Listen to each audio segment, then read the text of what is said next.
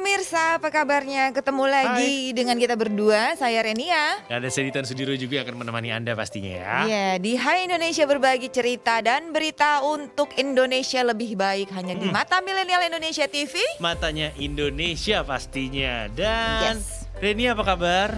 Baik Ditan. Seger hari ini. Alhamdulillah. Udah Ditan. minum air putih belum? Selalu Ditan. Saya tuh selalu ngerasa kurang loh kan. Buat orang dewasa berapa liter? 2 liter ya? 2 liter. Saya paling maksimal satu hari 1 liter, 1,5 lah. Aku juga gak nyampe 2 liter Tuh sih kan, bener. sebenarnya. Bener kan? Kalau mau jujur-jujuran ya gitu. Iya kan nggak? kalah sama kopi asupan. Iya. Jadi 2 liter itu udah include kopi. Iya. Perbandingannya terserah gue. Kalau saya 1,5 liter kayaknya per hari itu. Termasuk Iya. banyak sih saya air putih, cuman nggak nyampe 2 liter kayaknya. Aku selalu pakai tempat minum gitu sih. Jadi patokannya Dia harus habis ya. 500 Mili. 500 mili itu berarti setengah liter ya. Mm-mm. Nah ya udah pokoknya patokan aku 500. Nah yang ketiga Allah misalnya. Oh iya. Yang penting 1,5 2 liter ya. Iya, tapi kalau bangun tidur itu pasti 500 mili itu pasti habis. Banyak. Mm-mm. Tapi emang gitu itu ternyata asupan cairan kan sangat mempengaruhi juga sama aktivitas kita sehari-hari. Betul. Kalau kita kurang air putih bisa jadi nggak aktif selama satu hari itu bisa jadi nggak seger ibaratnya. Iya, benar banget. Makanya yang namanya asupan air minum itu sangat penting karena tubuh kita kan juga lebih dari setengahnya cairan kan. Iya. Nah ini kenapa nih Ditan ngomongin tentang minum air putih, nanya aku berapa banyak minum air putih sehari. Iya soalnya Kaitannya sama mau apa? ngingetin aja sama yang namanya hiponatremia. Waduh. Apa tuh? Jadi selain kekurangan bisa kelebihan cairan juga yang namanya tubuh itu. Oh gitu. Kalau Jadi kelebihan namanya hiponatremia. terus Tuh. yang terjadi adalah Kalau dehidrasi itu kan merupakan kondisi di mana tubuh Kekurangan cairan. mengalami kekurangan cairan. Mm-mm. Gitu kan. Padahal tubuh itu memerlukan cairan yang cukup banyak supaya organ dalam tubuh ini bisa berfungsi gitu kan. Mm-mm. Nah, ini kalau manusia kan lebih dari setengahnya 50%-annya air. Mm-mm. Makanya kalau misalnya biasanya tuh air pipisnya tuh jadi warna pekat, Iya. terus benar. jadi gelap, badan lemas dan segala macam ya. Mm-mm. Itu adalah masalah kekurangan air. Nah, kalau kelebihan cairan, Mm-mm. hiponatremia itu apa yang terjadi gitu kan? Ini kalau kita membahas mengenai kelebihan cairan Mm-mm. atau hiponatremia ini biasanya disebabkan oleh konsumsi air berlebih dalam waktu singkat. Catat, Oh jadi cepat gitu minumnya? cepat. Karena kalau sebenarnya kalau nggak dalam waktu singkat itu akan kebuang juga dengan ke toilet. Iya. Gitu kan, tapi kalau dalam waktu singkat ini jarang kasusnya, tapi ini biasanya dialami oleh atlet, jadi dia overhidrasi Oh. gitu, karena dia kan harus minum terus juga. Nah, kalau kita ngomongin lagi nih, kalau dehidrasi bisa menyebabkan hormon antidiuretik, malah bisa mencegah mengeluarkan hormon tersebut dan menyebabkan ada sel yang membengkak lah intinya ya, jadi namanya water intoxication, keracunan air. Oh gitu. Itu kalau kelebihan. Ya, kalau dehidrasi, Kalau sorry. dehidrasi kalau kurang ya. Tapi kalau over dehidrasi, itu kalau kelebihan, Oh itu kelebihan. malah bisa menyebabkan sel membengkak. Oh. Hasilnya kayak gitu. Jadi bukan selnya makin sehat, organnya bekerja lebih baik, tapi bisa jadi ada sel-sel yang membengkak sehingga membuat organnya tidak bekerja dengan baik. Makanya selama ini kan kita disarankan oke. 8 gelas setiap harinya. Iya. Tapi kini para ahli mengatakan bahwa jumlah air yang perlu kita minum itu tergantung pada berat badan kita. Ini saya baru tahu. Oh gitu. Iya. Hitungnya gimana? Ada rumusnya nggak sih di sini? Pokoknya kalau konsumsi harian disarankan kan beragam tuh. Heeh. 2,5 liter ternyata. Kalau saya malah 2 liter saya pikir.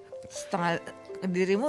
Oh iya, setengah. pria. Untuk pria 2,5 liter. Oh, oke. Kalau perempuan 2 sampai 2,7 Iya. liter ya. Kalau pria 2,5 sampai 3,7 liter. Nah, ini bisa disesuaikan tergantung apakah kita tergolong sehat, aktif, tua, atau dalam keadaan kepanasan. Oke. Gitu. Emang si air tuh hidrator paling sehat gitu kan. Minuman lain yang bahkan mengandung kafein seperti kopi atau teh juga bisa mengembalikan cairan tubuh kita. Boleh tuh. Tapi kayaknya kopinya jenisnya harus hitam ya. Iya, yang bukan bagus. kopi yang campur gula kayaknya. Aku dong. Tapi nggak cuma dari minuman, cairan tubuh juga bisa berasal dari makanan ya. Air yang terkandung dalam makanan kita setara dengan 1/5 konsumsi harian H2O kita. Oke. gitu. Jadi bisa didapat juga dari buah, Mm-mm. sayuran kayak stroberi gitu kan. Mm-mm. Mentimun dan brokoli ini mengandung 90% air. Oh oke. Gitu, dari makanan juga bisa. Saya kalau sayur lumayan konsumsinya. Iya lebih suka ya. Suka Termasuk makhluk langka loh. Orang-orang yang suka air sayur putih dan zaman sayuran sekarang. deh. Heeh. Iya, makanya minum juga bisa menguntungkan di hari tua karena riset menunjukkan hidrasi optimal dapat menurunkan kemungkinan stroke, mengelola diabetes dan mengurangi resiko terkena kanker tipe tertentu. Oke. Kan harus dijaga tuh asupannya. Ingat ya Ren, bisa diganti ya pakai kopi ya. Iya. Tapi kopi jenis tertentu. Maksudnya? Iya tadi yang kamu bilang harus kopi hitam Iya gitu black kan. coffee gitu kan. Iya, bukan yang kopi nggak ada gula. Iya, iya sih, bukan kopi shushu. Shushu maksud saya. Shushu. Kopi gula, kopi shushu. Oke, next ada apa nih? Nextnya mau ngebahas Oh, tentang ini minuman yang ibu kamu bisa bikin nih. iya. Apa emang? Cincau. So tahu deh. Cincau. Cincau, oke. Suka cincau. Cincau suka Minum. yang black apa yang green? Yang green lah. Emang ada yang black ya? Ada. Kalau yang di suka abang kayak dapetnya suka yang green. bulan puasa tuh. Oh iya itu minum juga, makan juga. Tapi aku kalau mamanya cincau tuh lebih suka yang green daripada yang hitam itu. Iya enakan yang hijau emang. Iya. Nggak tahu kenapa ya, taste-nya kadang-kadang kalau yang hitam tuh lebih pahit ya. Kadang-kadang kalau dapat Iya yang makanya pakai ini, pakai minumnya campur gula, campur sirup gitu. Iya, walaupun Hilang enggak ya? nggak tahu kenapa ya, sugesti aja mungkin. Sugesti dia. Harus warna hijau ya. Iya, nah jadi pemirsa, kita mau kasih tahu pemirsa nih tentang manfaatnya cincau. Nah, yang pertama ada apa aja nih? Yang pertama apa nih Ditan? Untuk meningkatkan Ya. imunitas tubuh dan mencegah penyakit Bisa. katanya. Di kondisi pandemi seperti sekarang ini ya, gitu ya, mencegah untuk mencegah imunitas tubuh pasti penting banget. Nah, oleh karena itu, daun cincau yang kaya akan antioksidan dapat membantu tubuh untuk memiliki kekebalan tubuh lebih dan dapat membunuh radikal bebas serta beberapa infeksi virus. Nah, Bisa ya, termasuk bisa. Nah, Cegah. efeknya minum cincau itu setahu aku tuh bisa mendinginkan perut juga katanya. Iya makanya kan kalau puasa suka jadi menu buka Adem. puasa juga. Heeh. Ngasih rasa adem di perut gitu. Nah, yang berikutnya setelah meningkatkan imunitas tubuh dan mencegah penyakit, manfaat cincau tuh bisa untuk mengobati kembung dan penyakit pencernaan. Oke. Dirimu ada penyakit pencernaan? Ada banget. Ada ya? Penyakit pencernaan, gampang ke toilet. Oh, iya. Saya kalau makan banyak cincau ya lebih mudah ke toilet. Oh gitu. Iya. Jadi dia nih apa sih karena ada banyak serat atau Serat ya? ngebantu aja, nggak bikin sakit perut kok, ngebantu ke toilet aja. Oh, mungkin karena dia dari daun-daunan kali Iya, ya. Jadi dia mengandung serat tinggi Betul gitu kan, kali asalnya ya. daun-daunan yang saya juga baru lihat bentuk daunnya kayak gini. Iya, aku juga baru lihat loh. Nah, jika kamu memiliki sistem pencernaan yang kurang baik, seperti kembung, nah kamu tuh bisa mengkonsumsi olahan daun cincau untuk meredakan penyakit sistem gangguan pencernaan yang mengakibatkan kembung. Karena cincau ini mengandung flavonoids. Selain itu, daun cincau juga dapat menetralkan sistem pencernaan. Oh, gitu. Iya, itu dia yang tadi saya bilang. Jadi lebih mudah ke toilet kan kalau udah netral. Iya, penasaran gak sih cara bikinnya? Tanya ibu kamu dong, ibu kamu gimana kalau bikin? Kalau aku sih Di rumah. biasanya ya yang setahu aku Ngeliat standarnya kan, kalau daun-daun kayak gini tuh dia pasti dicincang kecil-kecil gitu. Habis itu di blender, kayaknya sih diambil airnya aja. Habis itu dimasak. Oh, oke. Terus habis itu mengental sendiri ya? Ditambahin Mungkin ada lagi. campuran apanya gitu kali ya. Aku Ditambah nggak- gelatin lagi, tambahin gelatin lagi. Bisa jadi kayak agar-agar gitu ya. Kayaknya sih gitu sih standar kalau orang masak sih Oke, biasanya. ini daun cincau memiliki kandungan senyawa tetandrin yang bermanfaat untuk dari mulai hipertensi. Terus senyawa ini juga mengakibatkan membuat pembuluh darah lebih lebar. Jadi darah Lancar. Iya, mengalir lebih lancar. Oke, ya sih, iya salah satunya manfaat cincau memang untuk mengatasi hipertensi. Terus untuk menjaga kesehatan mata juga ternyata Ditan. Oh, oke. Tapi kayaknya kalau buat aku udah nggak ngaruh ya, udah harus berkacamata gimana Udah dong? tebel ya. Yap, daun cincau juga dapat menjaga kesehatan mata, salah satunya mengatasi kehilangan penglihatan akibat degenerasi makula. Oke, manula, Makula. makula ya. Heeh. Kandungannya yang ada di dalam daun cincau ini dapat melawan degenerasi makula dan membuat tubuh sehat. Degenerasi makula tuh apaan sih? Degenerasi pokoknya. Jadi kesehatan mata kita Penurunan. berkurang. Oh, oke. Penurunan fungsi penglihatan. Dia bisa lebih menyehatkan. Tapi yang saya kaget bahwa itu ternyata bisa ini ya, bisa mengobati keracunan seafood. Iya, heeh. Ini saya baru tahu loh. Buat kan Karena- banyak tuh orang yang makan udang dia tiba jadi bengkak. Nah, Iya. pakai daun cincau ini ternyata bisa mengobati. Daunnya apa cincaunya? Cincaunya sorry. Daun cincau yang diolah jadi cincau. Karena dia mengandung banyak antioksidan. Itu sebabnya dia bisa mengobati keracunan seafood. Dan ternyata juga bisa mengobati yang namanya demam karena kan mendinginkan ya. Iya. Dan itu dia tadi antioksidan tadi. Iya. Gitu.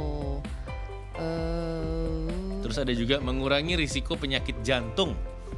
Mungkin karena tadi ya, pembuluh darahnya dilebarin kan. Tapi Ditan, kalau untuk mengobati demam ini bukan cincau yang udah jadinya nih kayaknya. Daunnya ya? Daunnya justru bisa dengan direbus, karena di sini dibilangnya dengan mengkonsumsi air daun cincau. Mungkin dia direbus habis itu diminum itunya kali ya, hasil Iya. air rebusannya itu. Iya. Atau diperas Oh air iya benar, daun perasan cincaunya. air daun cincau. Dan ini kalau ngomongin tentang penyakit berat juga, selain mengurangi kondisi penyakit jantung, tapi juga bisa penyakit stroke dan bahkan kolesterol. Oh gitu. Ini bagus loh.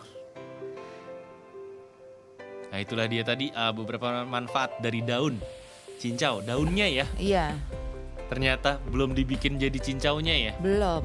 Dan kayaknya akan lebih sehat kalau dinikmati tanpa gula-gulaan deh.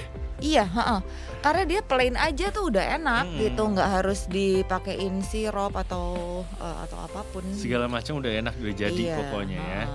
Lebih sehat yang plain. Tapi kalau saya gimana ya, udah terlanjur dididik, bukan dididik sih, udah Biasain. terlanjur kebiasaan makan cincau dengan gula aren. Hah? Iya kan kalau di abang-abang itu gulanya gula aren. Manisnya manis gula aren itu. Coba aku mengingat-ingat dulu. Iya kan di gelasnya tuh pinggir-pinggir dikasih gula aren. Aduh. Emang iya. Iya itu gula, kalau udah ada manis sama dari abang-abang ya udah pasti gula aren. Oh, gitu ya. Aku lupa, perasaan Iya. dulu minumnya enggak, kalau zaman aku dulu tuh pakai sirup. Iya bisa, ada sirup juga, ada pilihan. Kita beda daerah sih. Iya, kamu di mana sih? Kita gedenya beda daerah sih, beda abang-abang you know. Kamu anak Jaksel soalnya kamu ya. Nah, terus abis itu ada apa lagi setelah cincau? Ini kita mau bahas mengenai ciri-ciri hubungan yang toksik. Aduh, itu kayak kamu sama mantan kamu itu loh. Biar adem sambil Gitu. makan cincau. Iya. Inilah kayak pemirsa dengan mantan-mantannya mungkin ya hubungan toksik. Iya, Makanya putus kan. asem ya ditanya Karena di toksik sampelnya hubungan. aku loh, Loh, pemirsa nggak gimana semua sih? orang, saya juga pernah. Oh gitu ya. Pokoknya kalau kita udah putus sama pasangan, iya hubungannya beracun. Toxic. Iya, beracun sama kayak alergi seafood. Ya, toxic relationship. Ini nih sebenarnya Apa hubungan yang kalau pendek ini hubungan yang buruk buat dua-duanya, Iya. tapi masih dijalanin karena dua-duanya nggak nyadar kalau hubungannya buruk. Iya, faktor hati ya. Heeh. Ketika hati berbicara semuanya gelap mata. Yap, toxic relationship hubungan beracun ya. Sebuah hubungan yang bisa merusak kebahagiaan dan kesehatan mental. Tapi banyak banget orang yang nggak sadar kalau mereka tuh lagi dalam toxic relationship gitu kan. Iya. Ini biasanya di toxic relationship ada salah satu pihak yang berusaha memiliki kontrol yang besar terhadap pihak lain. Lebih inferior daripada lebih superior ya Daripada yang satu lagi. yang Cuman satu kadang-kadang lagi. kebalik tuh, yang satunya lebih inferior daripada yang satunya. Nah, maksudnya gimana? Enggak, kadang-kadang kebalik, nggak cuman si A doang yang inferior dibanding yang B. Kadang-kadang yang B juga jadi inferior. Saling switch aja gitu ya. I've been there. Oh, oke. Binter dan Binder. det Selain jadinya. menyalahkan diri sendiri, salahin juga yang seberang. Oh gitu. Gitu, salahin yang seberang kenapa gitu, salahin diri kita kenapa mau. Heeh. Nah, katanya di sini nih ada tanda-tandanya, Tan. Apa nih? Apa? Aku baru mau nanya. Tanda-tandanya apa aja? Tanda-tandanya tuh diantaranya terisolasi dari lingkaran Bisa. luar. Jadi posesif gitu maksudnya. Bisa posesif atau kayak udah nggak usah. Iya posesif sih Posesif kategorinya. ya. Kita jadi nggak boleh bergaul, Ada. bersosialisasi sama temen tuh apa sih? Dilarang-larang pokoknya. Dilarang. Pokoknya dibikin skup pertemanan kita tuh kecil gitu. Iya.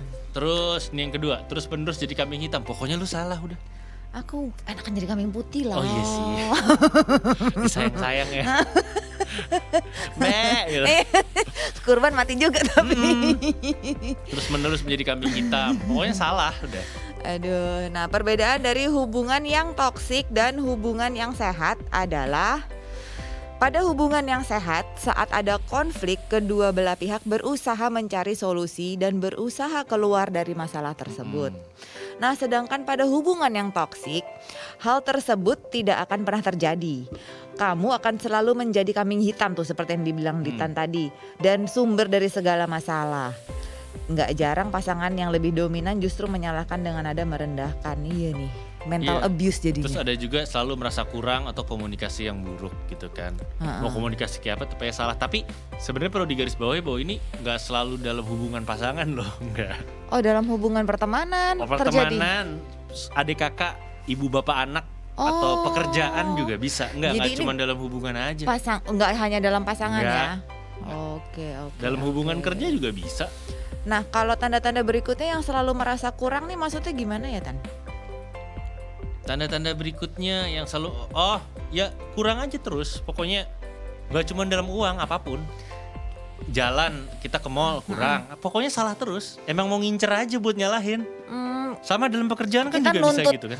Nuntut sesuatu yang berlebihan gitu Yang dari udah tahu pasangan. pasangan kita nggak punya, atau orang tua dari hubungan orang tua ke anak yang anak nggak bisa kasih tetep aja disalahin, atau hubungan dalam adik kakak yang nggak bisa ngasih ya salahin terus. Oh gitu. Ada hubungan kayak gitu tuh Selalu ada aja salahnya tuh ya, dicari-cari banget. Lebih gampang nyariin kesalahan Iya daripada sih. nyara yang baik gitu Iya, kan. benar. Tuh. Nah, terus yang berikutnya komunikasinya nggak bagus. Yap. Nah ini kalau ngomongin komunikasi yang buruk adalah ya setelah komunikasi abis itu nggak dilanjutin, nggak bakal ada apapun. Nggak bakal ada perubahan sikap, Udah perubahan setuju di sini perbuatan. besok juga kejadian. Kan itu banyak yang terjadi di bidang kerja juga kan. Udah di meetingin, udah diomongin, besok kejadian lagi. Bablas aja udah. Ya udah toksik aja, udah buruk. Oke. Nah, itu berpengaruh ya sama kesehatan mental ya. Oh iya. Dalam relation apapun. Iya. Apapun itu, dan itu nggak cuma pasangan, toxic relationship bisa terjadi di mana aja, ke orang tua anak juga ada. Kan Iya. kayak apalagi sekarang generasi kita nih lagi sandwich generation kan. Jadi gimana ya? Sandwich generation adalah selain harus ngurus dirinya, mungkin ngurus keturunannya juga bertanggung jawab atas orang tua. Gitu kan. Nah, ketika si anak ini nggak bisa fulfill apa yang orang tuanya mau, ya udah tinggal ditekan sama orang tua. Kan banyak sekitar kita. Banyak banget lah gitu. Pada nggak mau cerita aja orangnya. Tuh. Atau enggak ketika si anak ini nggak bisa fulfill kemauan anaknya dia, tapi fulfill kemauan orang tuanya, ya udah anaknya yang bunyi. Tapi kalau ngomong-ngomong tentang sandwich generation nih ya, bukannya itu memang dari budaya kita ya, Nah, dari dulu ya? Di kita doang, di lain kan enggak, di dunia tidak. Iya sih. Nah itu maksudnya, Budaya yang apa-apa Indonesia. kalau mau diterima. Karena saya juga sandwich generation, ada yang saya urusin juga di lain itu. Gitu, cuman untungnya enggak, tuntutannya tidak sebesar itu. Ya kan tahu kalau saya dituntut saya kabur. Iya. Udah tahu nih jangan dilawan yang ini. I'm a rebel. Nanti saya rebel lagi. Kalau Terminator sih masih I'll be back. Kalau di Ten gitu. Enggak. Enggak mau balik, bodo amat. Nah, terus setelah tadi tanda-tandanya, cara ngatasinnya gimana?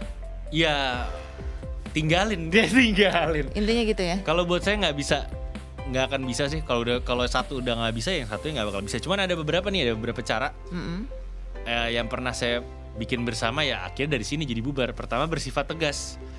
Kita tegaskan gitu, yang A, yang B, apa yang diperjuangkan, apa yang tidak. Oke. Kedua adalah kesepakatan bersama. Nah biasanya habis bikin kita bikin kesepakatan supaya nggak bertindak di luar koridor. Tapi biasanya kalau sudah bersikap tegas dan bikin kesepakatan malah salah lagi dong, toksik lagi. Udah bikin kesepakatan tapi untuk tidak keluar dari koridor. Tapi dan sudah bersikap tegas juga supaya makin tidak keluar dari koridor. Tapi jadi salah dong. Karena? Kan tegas, kan keras. Si lawan ini nggak bakal terima kalau jadi gitu. Oh iya. Siapapun itu, mau itu pasangan, mau itu rekan kerja kita, pasti begitu. Ini ya buah si malakama. Buah si malakama pasti. Aduh, setelah kesepakatan bersama tinggalin. Iya, biasanya gitu, ujungnya ya tinggalin, udah ngapain. Oke, bye. Itu berlaku juga dalam pekerjaan. Udahlah kalau superior kan belum tentu bos, bisa aja bos di atas bos gitu. Iya. Kayak begitu ya udah ada bye-bye. Iya, if you're not happy then ya udah leave it. Iya, udah kebaca kok depannya kemana daripada. Jadi kalau misalnya teman-teman banyak yang lihat sebuah hubungan pekerjaan atau hubungan pacaran atau hubungan keluarga yang kelihatannya baik-baik aja cuman bubarnya cepet. Kok hilang, kok bubar nih? Ya. Mungkin udah mencium toksiknya. Nah, salah satu indikasi kalau dalam toxic relationship itu terjadi juga nggak sih bullying? Terjadi lah. Pasti ya. Salah satu kayak klub sepak bola aja akan mencurigakan kalau beberapa pemain jago hilang tiba-tiba. Wah, ini udah ada yang nggak bener nih. Berarti di atas nih mungkin intinya adalah perubahan. Mungkin mereka agendanya udah berubah. Kalau dulu mau bikin klub bola yang A, sekarang mau bentuk klub bola yang B. Udah nggak cocok sama yang A, jadinya toksik buat yang A. Oh gitu. Kadang berubah haluan aja. Pengennya B nih udah nggak pengen A, jadi yang A pindah semua. Oke.